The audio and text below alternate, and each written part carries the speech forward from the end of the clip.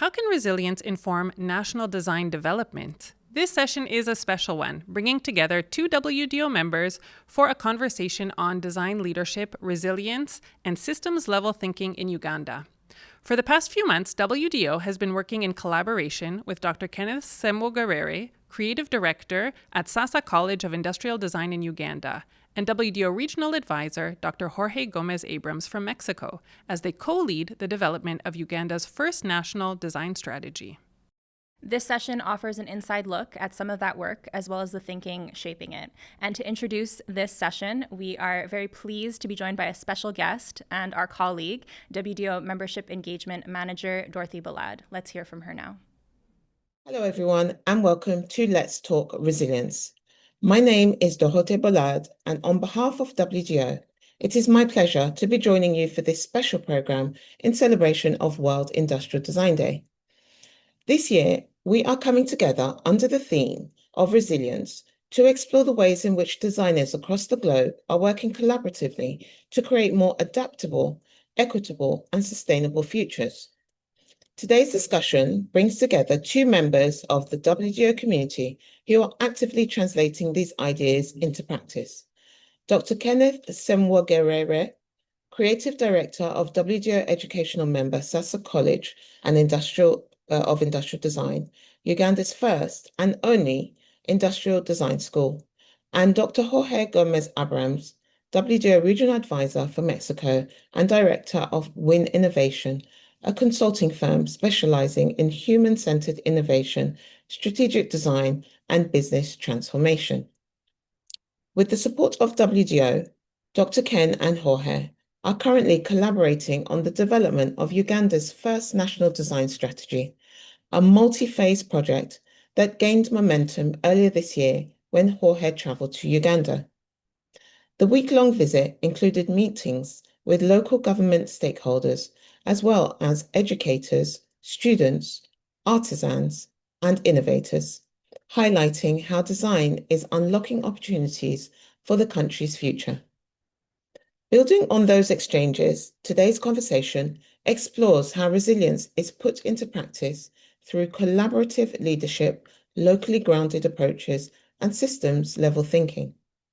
Together, Dr. Ken and Jorge will reflect on the role of design within Uganda's evolving ecosystem, share lessons emerging from this process, and discuss the opportunities that lie ahead. Welcome, Dr. Ken and Jorge, to Let's Talk Resilience. So welcome. Oh, it's nice to see you How again. are you? Yeah. I'm fine. How are you? It's exciting, Okay. you know. So, When see I you said bye again. to you, I thought, will I see you again? I think now I can see you. I know it's you seeing, but there you are.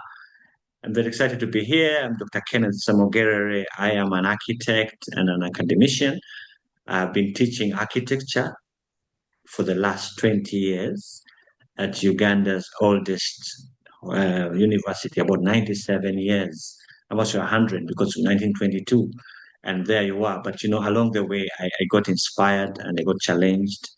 The fact that because the economy was not growing very fast or as fast as it should be, our graduates of architecture began having no jobs. They finish, but they can't get a job. But the artisans were very busy. So then I discovered along my research the fact that, Jorge, as you saw, that there are all these artisans that are very busy, but actually they're not designers. They're just welders or carpenters. So then I had a trip to Australia. Then I saw about industrial design. I got to know so much. So lo and behold, I came back home and I said, this must start.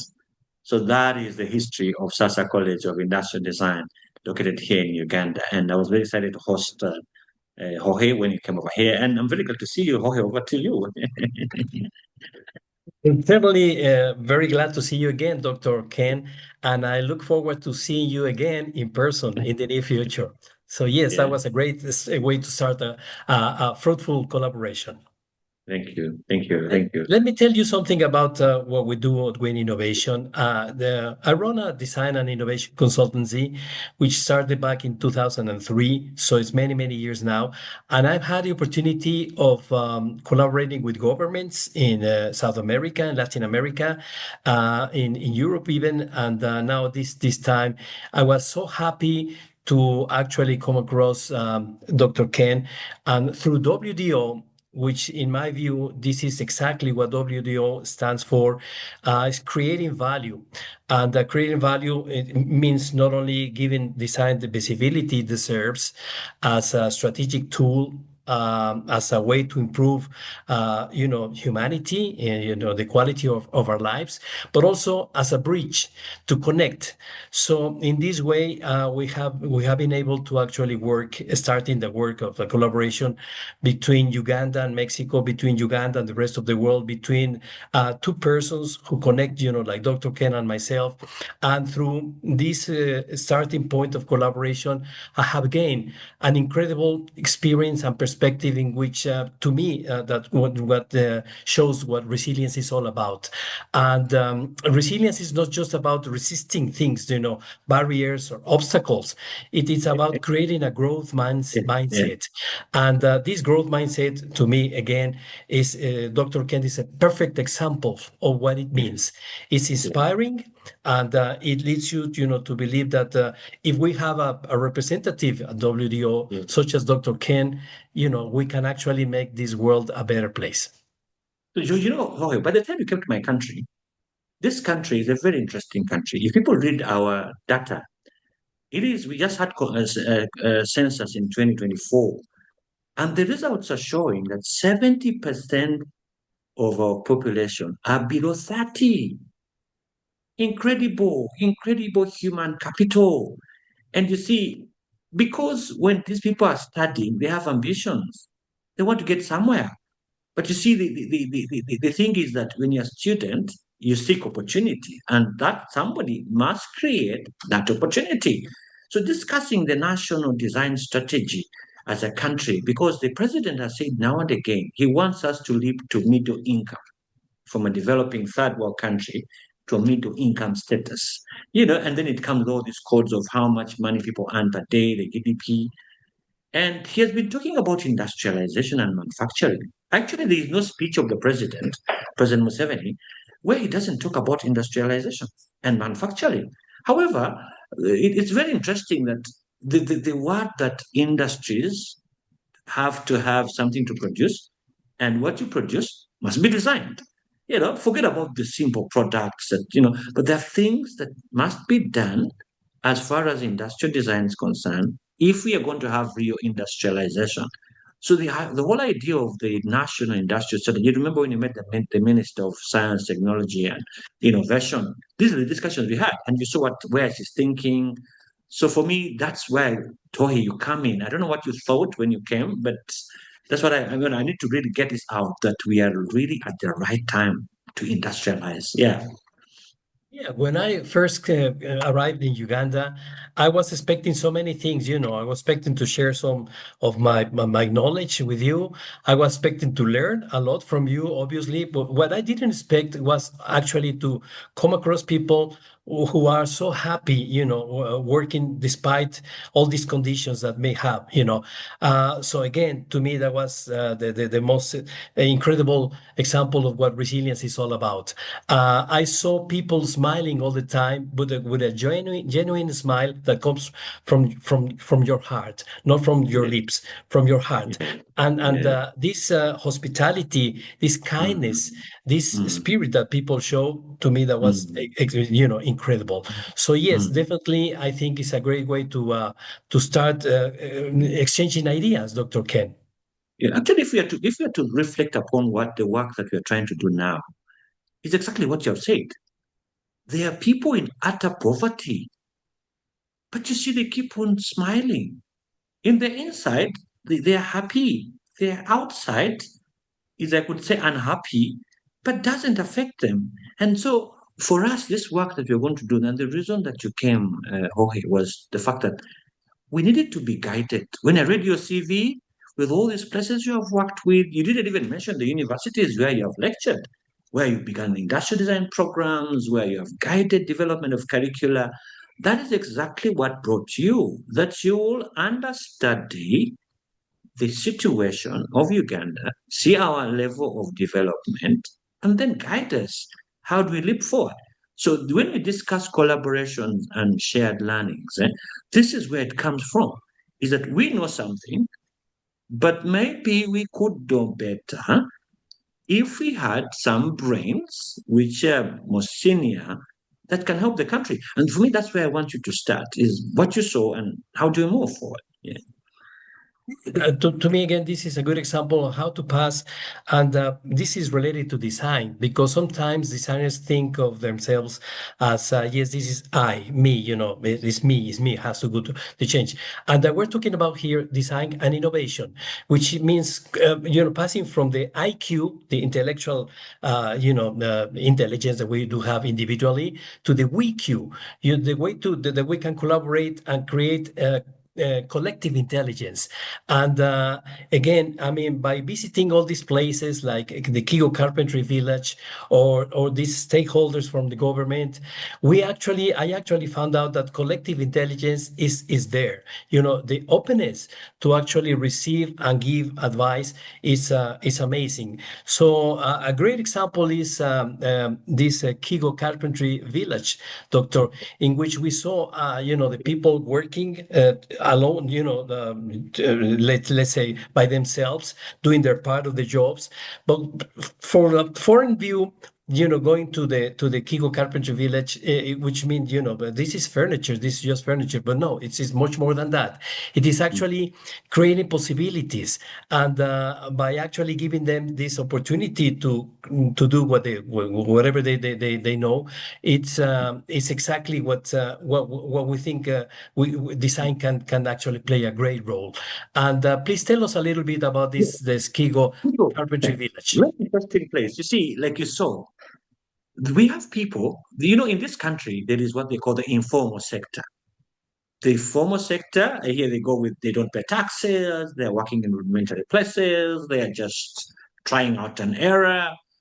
But you see, when you say that they didn't go to school, so they're unschooled. You remember the man we asked, how many years have you done this wood carving? And the whole his life has been there.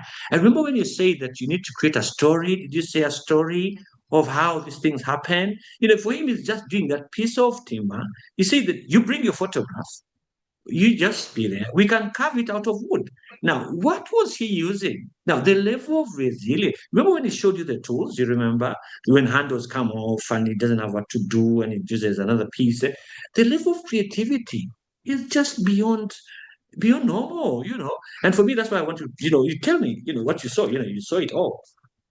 Obviously, when I saw the work, the finished work, I thought, well, this is a semi industrialized work. And when I saw the real people, doing their parts of the job, it was amazing because with very little they could create so much, and that shows not just ingenuity; it shows talent, creativity, like you said, and the way to actually overcome all these difficulties.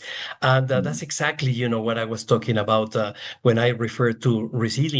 So yes, I mean these people, the person that you were referring to, he was working with so little, so limited, set of tools that I was surprised. I said, no, come on, I mean, show me the real thing, and that was it. Yeah. The work he created was amazing, Yeah. absolutely stunning. Yeah. Yeah. And I need to mention, Jorge, that you notice that they were not giving. They didn't know the value of what they are producing. There is this way they thought it's a piece of timber. But you can imagine if industrial design concepts are imparted on those people. You can imagine a satellite industrial design sort of cottage school, in their place where they walk in. You remember they are working for daily food. They're working for their families. But they can take off an hour, 2 hours or 30 minutes. They come and we discuss a concept. Let's say, oh, hey, you come and sit there for maybe an hour. You can't imagine what they said when you left. The few times, the moments, it was just amazing, Jorge. Yeah. No. And can you imagine if we actually are able to connect, what Sasa College is doing with this, for example, this carpentry village?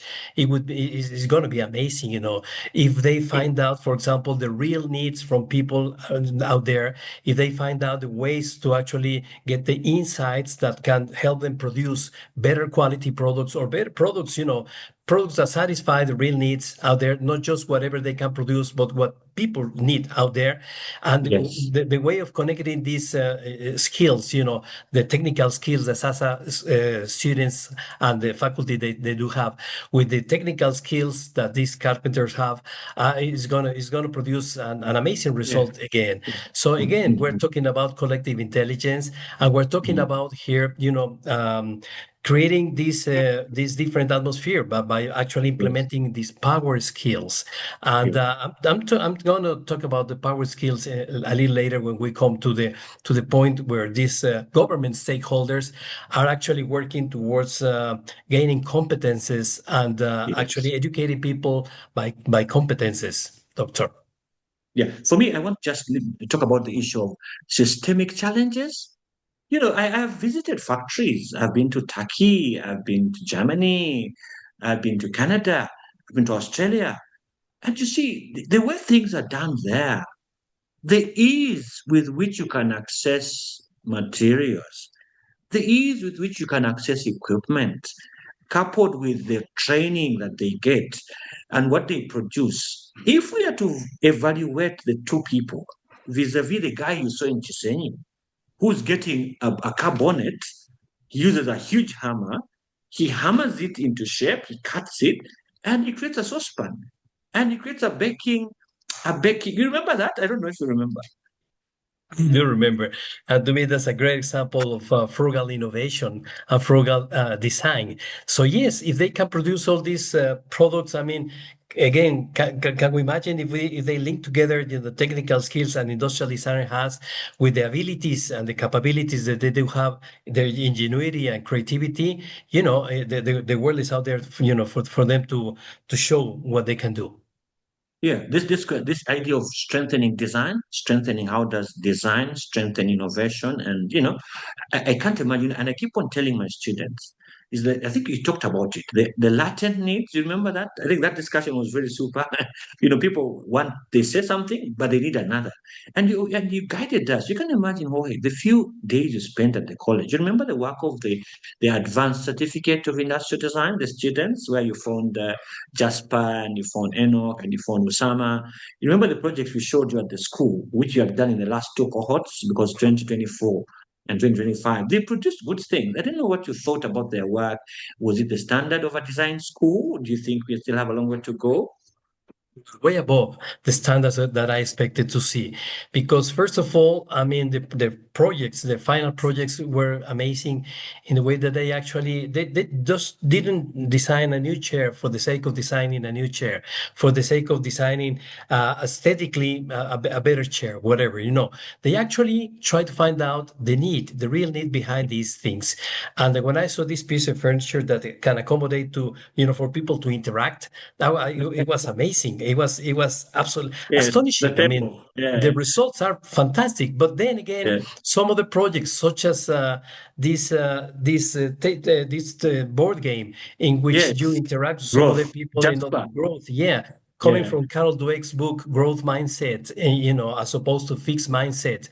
And the way people can find out whether they are in this growth mindset or the fixed mindset, and Yeah. then producing a product which is saleable all over the world. It was Yeah. amazing. It was really an excellent example of good Yeah. design Yeah. applied to real good Yeah. needs. So yes, I Well, was, yeah. because of this webinar, I do believe that there will be people in academia. There will be high profile industrial design schools. You see, those guys were working with them, and it was just a year. And you see, they were getting just what they call an advanced certificate because they had a bachelor's degree, let's say in architecture, in fine art. But now you see, like Jasper, he's ready to go to a master's level, to master and PhD. So I'm selling an idea to government that we need to work and take these people to another place where they can see real production. Now, let's go to the example where you visited Luca Plastics, the guys who are doing the molds for jerry cans, and you saw the level of investment. Now, this is all was led by private sector. I don't know what you thought about that investment in plastic. Yeah, well, actually, was this plastic factory or the metal factory that you also took me to, and yeah, it shows that I mean they believe in design and they believe in their skills and they believe in collaboration. And again, I was surprised in the way that they're open to actually receive all this guide and yeah, I mean this example is perfect. But what I would like to take a moment is to talk about this Kira motor Yes. factory The in EV Jinja. car, the bus, yeah. It's amazing because it actually shows the real results. You know, we saw former students from SASA, you know, Yes, graduate students, yes, and yes. collaborating with engineers at this Kira Motor Factory, and it was amazing. I mean, the results are out there. We can Thank see you. these buses, these electrical buses, high quality, top quality, all over the Thank world. you. And Thank you. this great example of this bus that traveled, electric bus that traveled from Cape Town, Uganda to the South southern Africa. part of the in Africa and then back. It is amazing. It shows what Yeah. technology, together with the ingenuity, creativity, and this collaboration can actually produce. It was The amazing. thing of how does resilience continue to guide the development of our country? And for me, if I can say as the vision bearer for Sasa College of Industrial Design, and maybe people want to try out this whole idea, the issue of passion, vision, resilience, determination. Because you see, at one point, tell you the truth, Joy, I thought I should give up because it's like pushing on a lead which can't go up, you know. But I don't know what you think, how it's going to turn out and how the way forward will be after your visit and what will happen. Yeah, but still, I need to hear from you. It is interesting because, at first we saw this as a college. Great. I mean, I saw talent, I saw creativity, I saw great people, and always with a smile, like I said before, but talent there. But then we saw all these entrepreneurs, private entrepreneurs, and these communities, with people working with their skills. And then again, we saw government stakeholders.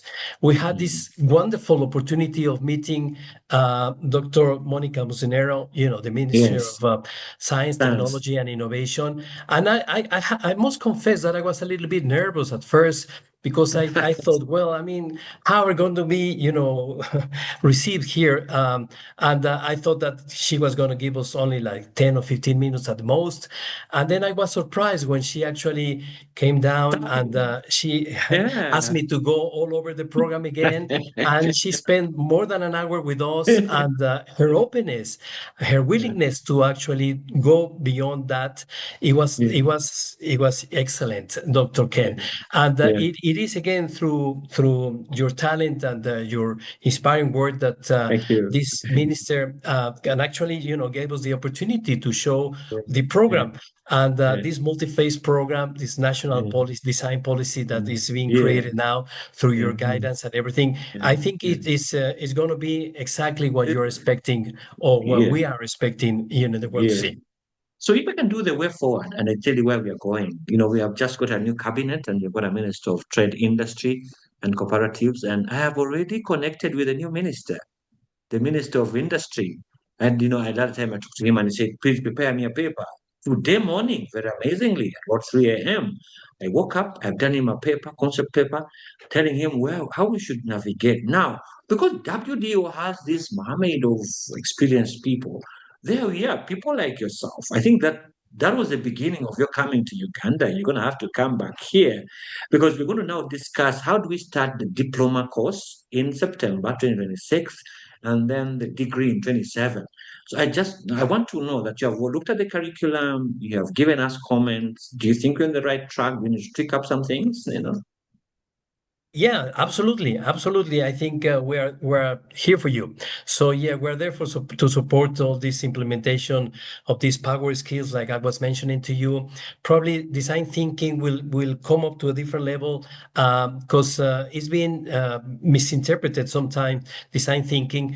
When we refer to design thinking and we talk about design thinking to the government and the entrepreneurs, they actually got the right idea. Say, yeah, that's exactly what we need. I mean, it's not just a set of skills. skills. It is a kind of a power skill. Design thinking embeds conversational intelligence, future intelligence, systems intelligence, and that's exactly, what is required for all these efforts to come together and create these wonderful results.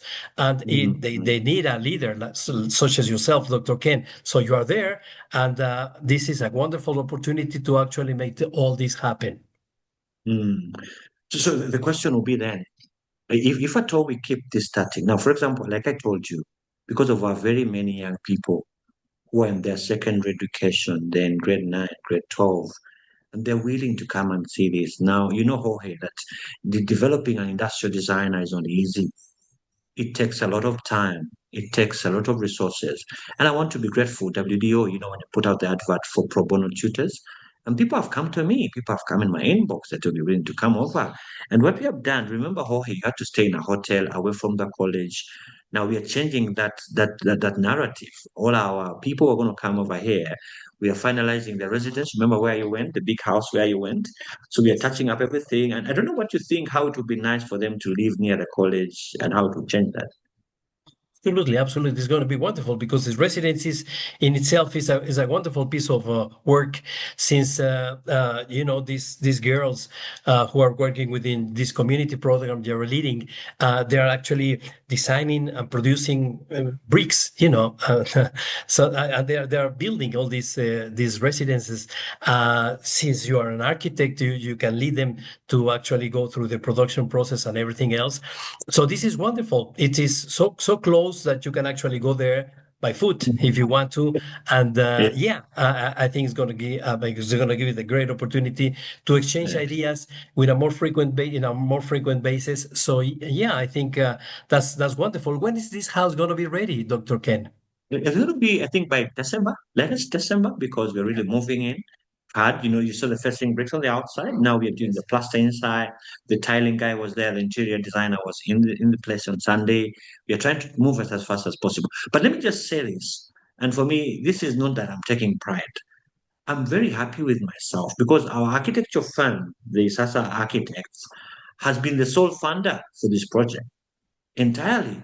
Entirely, all our revenues have gone to the project. And for me, it's a good news that as a person like myself, I'm not like so big philanthropist has been able to fund and get our social where it is. And for me, what I'm thinking is when our students begin to work, we need to do what they call design for manufacture. We open up, like you saw the bricks we are making at the college. I don't know what industry you think we'll start with to take another level, but those are my thoughts. Actually, the design skills that you're teaching are great. I mean, you're talking about manufacturing processes, materials, ergonomics, human factors. Perfect. Those skills they need to be kept, like they are.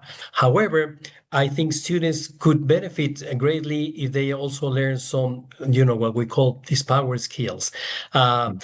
If they learn how to actually present their projects, how to create, gain confidence, create confidence, and not only confidence in their abilities, confidence in passing the message across, in selling their products, in selling their ideas, and in actually understanding what the future is about and how they actually become great actors of this great future for Uganda as well. So what's the next steps for our project? Jorge, you know better. You mean to take the lead, then I maybe sum it up as well. Yeah, actually, the next steps are very clear. It's contributing to improving, and I'm talking about this prototyping, actually testing these ideas because you have a short time to teach a lot of people great skills. So yes, we have to actually try them out. Yeah. Then we need to validate this in the real market. We actually need to see how this works. We are about to start collaborating with two huge projects in Uganda as well. This carpentry village at Kigo, and also this wellness product that the honorable minister, actually suggested. That we could work on. So we have actually solid steps to be taken for the near future for us, Dr. Ken. Actually, let me just highlight this a big thing, and I want to end with this because it's big. because I've made contact with the minister, the new minister who's going to be in charge for maybe 5 years, Minister of Trade Industry, when we get WDO team come over here, we met the science and technology. Now we need to meet the minister in whose docket lies industry. So we can drum it in that industrial design, power skills, prototyping. And so we look forward. So I'm very excited. This is a great discussion we have had. Oh, hey. It is a great opportunity, Dr. Ken. I just want to thank you and thank the Uganda government and thank all the stakeholders for this opportunity, and obviously WDO for making this happen. I mean, to me, this is exactly what WDO is all about: creating value. The creating value is not just supporting design for the first world. It is actually, doing what we both are doing. So yes, thank you so much for the opportunity, and look forward to keeping working with you.